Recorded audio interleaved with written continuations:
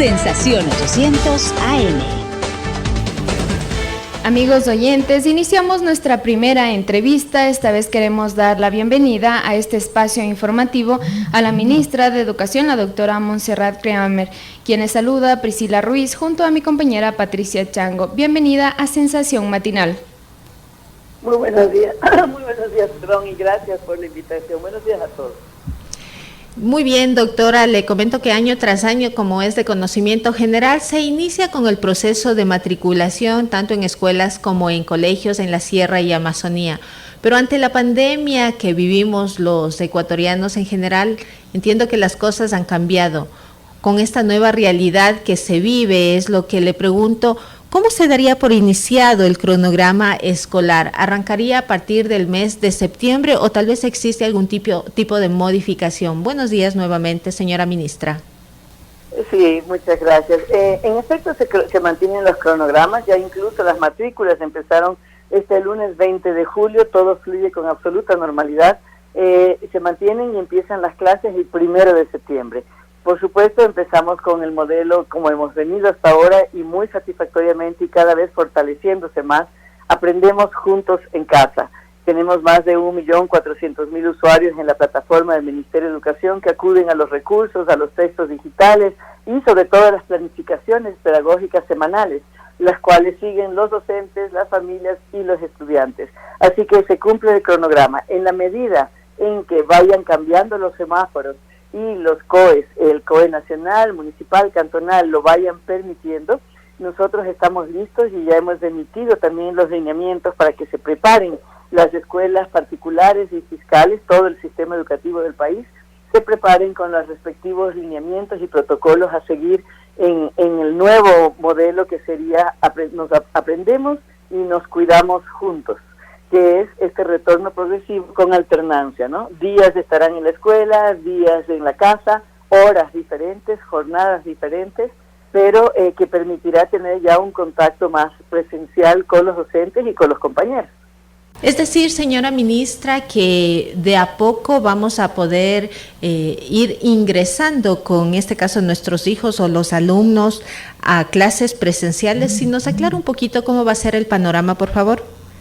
Sí, estamos listos, como le decía, hemos emitido estos lineamientos. Por ejemplo, las escuelas tienen, y como le hemos anunciado, vamos a empezar con las rurales unidocentes, que tienen un solo docente o dos docentes, no más de 35 estudiantes en la costa, que son las que están ahorita en clase, y que hay comunidades rurales que no tienen contagio inclusive, en esas, y que los docentes viven allí, o si no, va el docente, permanece allí, pero por supuesto previas pruebas de salud.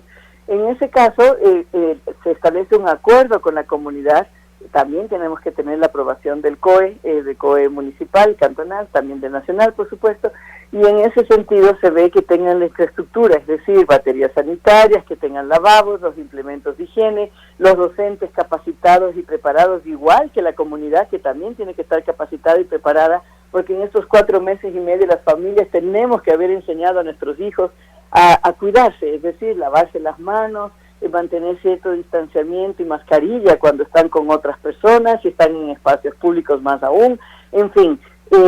Y con estos acuerdos y preparaciones pueden empezar a retornar presencialmente. Todos los países del mundo lo están haciendo porque hay que comprender que llega un momento que el aislamiento muy prolongado empieza a afectar la psiquis, las emociones. Ahí lastimosamente hay entornos familiares que no son muy armónicos y ha crecido la violencia intradoméstica, como también va afectando los aprendizajes. Hay ciertas destrezas que sí necesitan de contacto con su docente, como la comprensión de la lectura, como las matemáticas, y los niños necesitan socializar, jugar, hablar, se construyen en interacción con el otro. Por eso el pensar en el retorno es ya una necesidad, como lo está haciendo el mundo entero. Convivir en nuevos escenarios, con todas las prudencias y la prioridad de la salud, por supuesto, física, pero también emocional. Señora ministra, las clases, como bien lo ha dicho usted, en la región Sierra y Amazonía culminaron, ¿no? Ahora de distinta manera. Queremos preguntarle que es evidente la angustia económica que las familias están presentando, ministra. ¿Cómo se está organizando por medio del Ministerio de Educación el cambio de algunos estudiantes de instituciones donde pagaban pensiones a instituciones públicas? Y acotando también un tema de un amigo oyente, ministra, le hace la pregunta que qué hacer si ya se registraron en el ministerio pero no aparecen. Bueno, quisiera ver, y eso voy a pedir que por favor manden al ministerio, escriban por las redes, por Atención Ciudadana, por la página Juntos Educación GovEx, porque estamos, sí, como tenemos una afluencia permanente, empezamos las matrículas el 20 de julio y tenemos hasta el momento aproximadamente 45,000 niños que se han inscrito en el sistema fiscal hasta el momento.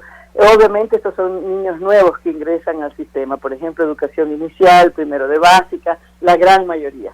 Y unos 10,000 hasta el momento que significan que pasan de un sistema al otro. Por eso les pido un poquito de paciencia en el sentido que insistan con Atención Ciudadana, las páginas del Ministerio y Juntos Educación GovEx, porque están funcionando y está fluyendo el sistema. Eso en cuanto a eso, y en relación a la preocupación de los padres y madres, por supuesto, de el próximo año lectivo, recordar que salió la ley humanitaria en la cual los colegios, las instituciones educativas y las familias están llegando a acuerdos para hasta el 25% de descuento. Tampoco subirán las pensiones y matrículas este año que viene, no subirán, se mantienen como las que estaban antes de la pandemia, y cada colegio tiene que aplicar hasta el 25% de descuento más el 5% de becas que usualmente da de acuerdo a la normativa.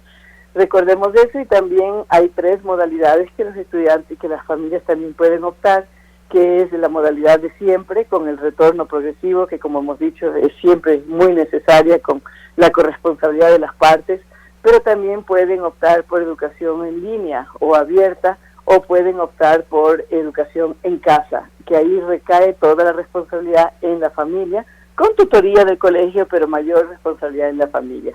Eso pueden tener todas estas opciones que tendrán diferentes también costos, pero cuando venga justamente la posibilidad de retorno progresivo a clase.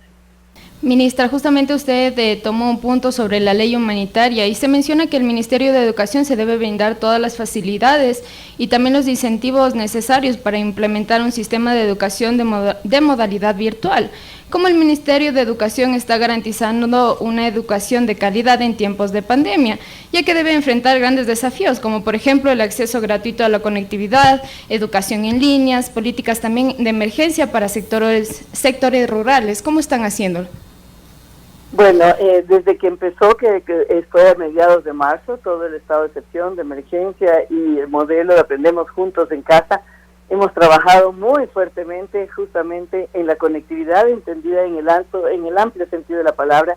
Quiere decir que garantizar el acceso a nuestros estudiantes a través de cualquier recurso tecnológico para que puedan acceder a los aprendizajes. En ese sentido, por supuesto, tenemos diagnosticado y clarísimo qué estudiantes necesitan acceso, qué medios están llegando, como que sabemos que el WhatsApp en este momento es el de mayor alcance, no solamente en Ecuador, en el mundo entero. El WhatsApp, y sobre todo los países en desarrollo, ha sido el instrumento de mayor uso. Como sabemos, el tema de la conectividad a través de computación y de dispositivos como tablets, que no solamente es el tema del dispositivo, hay que generar todo el proyecto educativo de interacción, evaluación y seguimiento para mejorar los aprendizajes, porque no hay que trasladar el aula presencial al aula virtual, como al principio es normal, empezó a hacérselo hasta que los docentes vayan capacitándose en cómo enseñar en ambientes virtuales. Para eso tenemos más de 600,000 cupos abiertos en la plataforma Capacítate del Ministerio de Educación, y más de 180,000 docentes se han preparado durante todo este tiempo y lo han hecho muy bien. Pero aparte de eso, tenemos la plataforma del Ministerio de Educación, que, como decía, tiene aproximadamente 1.400.000 usuarios permanentes, y eso que ahorita la Sierra no está en clases, permanente, donde acceden a todo tipo de plataforma, bajan las planificaciones Y recordemos que incluso Mintel acaba de sacar un exhorto a las operadoras en el sentido de que si acuden las familias, los docentes, quien quiera que sea, a la plataforma del Ministerio de Educación para bajarse recursos educativos, eso no debería deducirse de su costo del programa mensual. Y además de eso hemos trabajado en teleeducación, el programa Aprender la Tele está teniendo muchísima acogida, ayuda mucho a la comprensión de objetivos indispensables, esenciales de aprendizaje y a habilidades para la vida, para ellos luego leer. Recordemos que nuestros estudiantes tienen los textos con ellos, se hizo el reparto de textos tanto en la sierra como en la costa. Ellos tienen textos con ellos, tienen las guías pedagógicas semanales con indicaciones exactas. Hemos entregado en toda la ruralidad las guías para que ellos sigan los textos y también la radio, 1000 estaciones de radio en 3 frecuencias diarias y expandido los espacios de teleeducación. Y también estamos trabajando con Mintel, que a su vez está tratando de cerrar estas brechas, sobre todo con énfasis en el área rural. Y hasta final de año esperamos que las comunidades rurales tengan conectividad. Nosotros trabajamos por nuestro lado con CNT, también ubicando dispositivos y puntos de conectividad en las escuelas rurales. Señora ministra, usted ha abordado una serie de temáticas en esta pregunta que acaba de realizarle mi compañera Priscila. Usted indicó que son 60,000 docentes que se han estado capacitando. ¿En qué consistió este proceso de capacitación? Porque todos en la actualidad estamos dando un salto, una renovación a la educación en línea. Mi primera pregunta es esta: ¿en qué consiste este tipo de capacitación que están recibiendo los docentes por un lado? Y por otro lado, usted habla de puntos de conectividad que de alguna manera se busca ir estableciéndolos para superar la falta de conexión que muchas familias han tenido con el Internet. ¿Cómo se está trabajando? Sobre todo porque prácticamente nos queda un mes para el inicio del año escolar aquí en la Sierra y en la Amazonía. Sí, cuando dije la capacitación de docentes, perdón, no fueron 60,000, 600,000, o sea, 600,000 cupos hay permanentemente abiertos en la plataforma de Capacítate. Eso es gracias a la suma de esfuerzos. Además, han colaborado las universidades, las empresas de tecnología, que a veces se critica y se dice, sí, pero con costo. No tienen costo. En este momento realmente ha sido una suma de esfuerzos y eso aprovecha la oportunidad. Lastimosamente en estos tiempos de crisis y en todo momento hay personas un poco mañosas que aprovechan para cobrar por el curso tal. Todos los cursos del Ministerio de Educación son gratuitos, todos. Solamente tienen que ingresar a la plataforma de Capacítate y son gratuitos, igual que todos los trámites del Ministerio de Educación. Así que por favor, eso les convoco a todos los docentes y familias. No se dejen engañar, porque hay gente que está lucrando hasta de eso. Y por otro lado, eso en cuanto a eso. ¿En qué consiste esa capacitación? Básicamente, ellos ingresan y tienen los cursos muy bien elaborados, como digo, y con el apoyo incluso de asesores nacionales, internacionales. Estos cursos están orientados en cómo enseñar y aprender en nuevos ambientes virtuales. Por ejemplo, el uso de Teams.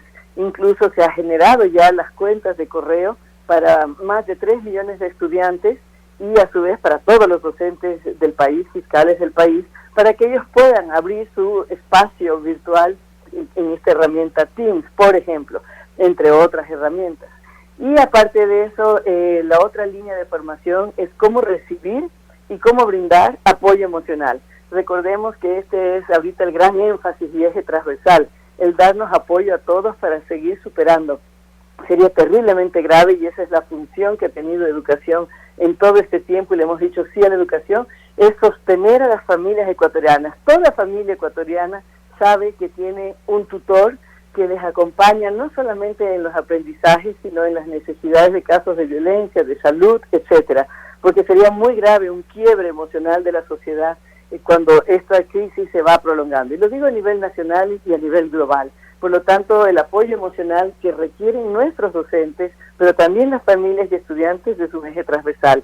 Y el otro, por supuesto, cómo enseñar la disciplina que ellos, conceptos de su disciplina, de su asignatura, pero cómo enseñarla en estos tiempos, no solamente a través de una computadora, sino en casa.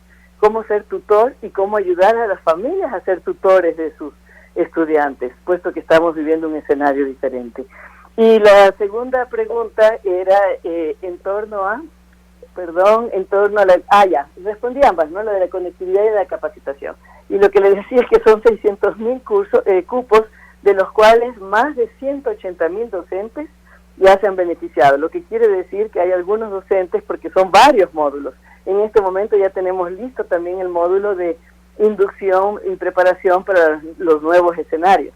Cómo debe el docente, en el caso del retorno presencial, cómo debe implementar el currículo, distanciamientos, cómo llevar los niños al recreo, al baño, cómo ubicar el docente, por ejemplo, no puede fluir por toda la clase, tiene que permanecer más estable con el mismo grupo para poder identificar en el caso de contagios con quién estuvo. Hay una cantidad de protocolos que el docente tiene que estar capacitado y preparado, como también las familias, para el inicio de clases. Esos cursos ya están también en la plataforma y ya los docentes están empezando a tomar. Ministra, ¿qué pasará con los casos de estudiantes que no alcancen a inscribirse, ya sea porque sus nombres no aparecen en el sistema o les falta algún requisito y no hay cupos también cerca de sus domicilios? ¿Habrá alguna fecha particular para solventar estos casos y para que se garantice la educación, no? Ya ha dicho usted, ministra, que deben insistir en la atención ciudadana, pero ¿qué pueden hacer los padres en este caso? Sí, recordemos así en fechas brevemente, del 20 de julio al 10 de agosto son las matrículas para todas las personas que ingresan al sistema, sea del particular como sean niños nuevos, pequeños, de educación inicial y primero de básica. Luego de eso, del 14 al 23 de agosto son los traslados dentro del propio sistema. Si yo quiero que mi hijo esté más cerca, le tocó aquí, allá, etcétera, son los traslados del 14 al 23 de agosto. Todo esto es en línea, en la plataforma, en la página https://juntoseducacion.gov.ec, más todos los operadores telefónicos. Pero aparte de eso, tienen la matrícula extraordinaria desde el 7 de septiembre hasta el 15 días antes de finalizar el primer trimestre. Es decir, que se les da alternativas durante todos los primeros 3-4 meses para que sigan adaptándose, como ha sido en efecto todos los años, y no ha habido problema. Obviamente que siempre hay que los padres quieren el colegio exactamente que está al lado, o el colegio que es más famoso y demás. Lastimosamente no alcanzamos a darles gusto a todos, pero tratamos por supuesto de hacer lo más posible, y aquí debo decir que el equipo del Ministerio de Educación, al que aprovecho para felicitar, trabaja mañana, tarde y noche y fines de semana, porque son miles de personas a diario a las que se le atiende y se le trata de satisfacer sus necesidades, pero pide un poquito de paciencia también por el otro lado, y que insistan a su vez en lograr sus conveniencias o intereses o necesidades. Señora ministra, tenemos una serie de preguntas de nuestros oyentes. Una de las personas nos pregunta, ¿va a existir la matriculación automática o necesariamente hay que cumplir algún tipo de requisitos para que mi hija suba al siguiente año?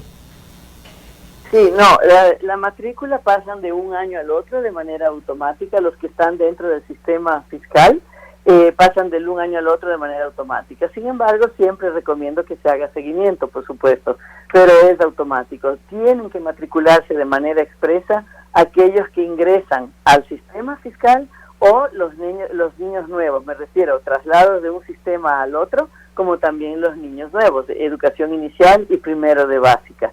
Y en la matrícula extraordinaria son aquellos que justamente por alguna razón no están dentro del sistema y tienen chance desde el 7 de septiembre, como le decía, los primeros 3-4 meses de clase para asegurarse que su hijo esté en el sistema. Señora asambleísta, ministra, queremos también consultarle una pregunta de nuestros amigos oyentes. Nos pregunta cómo se procede para solicitar la reagrupación familiar dentro de las instituciones fiscales, ya que tiene una hija mayor en 9º año y necesita que la más pequeña, que va a inicial 2, estén juntas.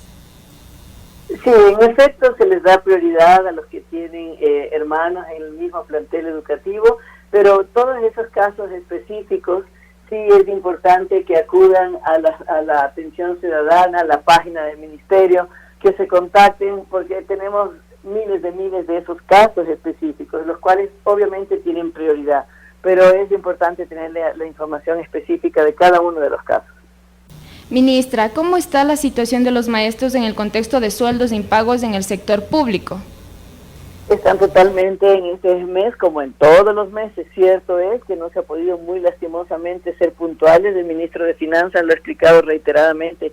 Estamos en una de las crisis más grandes de la historia del país, porque además es multicrisis, y debo agradecer, como siempre lo hago, a nuestros maestros, al Magisterio Nacional, que ha demostrado realmente una dedicación única y que la sociedad los valora más que nunca. Están totalmente ya en este mes también pagados sus sueldos y esperemos que se pueda ir regulando de acuerdo a la situación del país el pago cada vez más puntual de sus honorarios. Ministra, tenemos una pregunta de otro amable oyente. Nos indica que él es jubilado y que hasta el momento él todavía sigue impago de su salario. ¿Qué decirle al respecto? Depende del jubilado de qué año sea. Tenemos un número de jubilados desde el 2018-19 que se les está procesando los expedientes, pero en cambio estamos totalmente al día en el proceso de pagos. No quiero decir que estén todos pagados, pero estamos poniéndonos al día. Recordemos que tenemos los jubilados, que era todo lo pendiente, el proceso pendiente desde el 2008, que son la ley interpretativa del 2008 al 2010, ya quedan muy pocos por pagar. Y después venían todos los docentes jubilados con prioridad por estado catastrófico o edad que tenían también prioridad, y también faltan pocos en ese sentido, y con los nuevos que van ingresando estamos procesando los expedientes. Ministra, ante la emergencia sanitaria que se vive no solamente en la capital, sino en el Ecuador en general y a nivel mundial, ¿cuál sería su mensaje para quienes nos siguen en Sensación Matinal? Sí, yo creo que hasta el momento estamos entrando ya no sé si 130 días, y justo lo hemos logrado, porque lo hemos logrado diciéndole sí a la educación juntos. Los docentes, los estudiantes, las familias quieren seguir adelante, todo el Ecuador queremos seguir adelante, y creo que es la única forma de seguir superando esta crisis que nos ha dejado además grandes avances, grandes lecciones.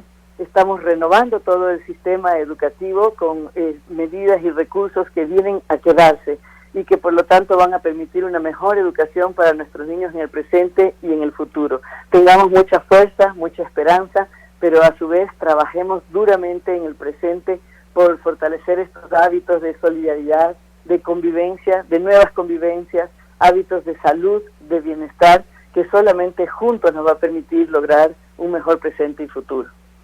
Muy bien, agradecemos la presencia en los micrófonos y en nuestro programa Sensación Matinal de la señora ministra Montserrat Cramer por habernos atendido este día lunes, inicio de semana. Con esto, pues vámonos a un corte comercial y retornamos de manera inmediata. Muchas gracias.